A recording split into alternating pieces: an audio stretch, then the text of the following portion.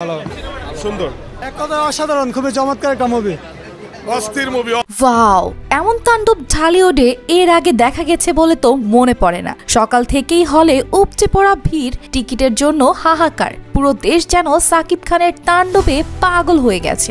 আপনি বিশ্বাস করবেন না বস, এই সিনেমায় এখন পর্যন্ত সবচেয়ে বেশি শো পেয়েছে দেশের হলে, আর তাও আবার হাই রেন্টাল রেটে। এমন কিছু তো শুধুমাত্র সুপারস্টার সাকিব খানের হাতেই সম্ভব। শুধু তাই নয়, অনেকেই টিকিট না পেয়ে ফিরে গেছেন, আবার অনেকেই খুঁজছেন ব্ল্যাকে টিকিট। আর শোনা যাচ্ছে সিনেমায় ক্যামিও দিয়েছেন আফরান নিশো। আর এই খবরেই তো দর্শকের উত্তেজনা দ্বিগুণ হয়ে গেছে। আর গল্পটা এক কথায় নেক্সট লেভেল। শুরু থেকেই সিনেমার স্ক্রিনে যেন আগুন ছড়াচ্ছেন সুপারস্টার সাকিব খান। তার অভিনয়, ডায়লগ, অ্যাকশন সবকিছুই একেবারে খাপে খাপ। মাত্র প্রথম শোতেই তাণ্ডব বাজিমাত করে দিয়েছে। তো দর্শক, আপনি কবে দেখছেন তাণ্ডব? টিকিট পেয়েছেন তো?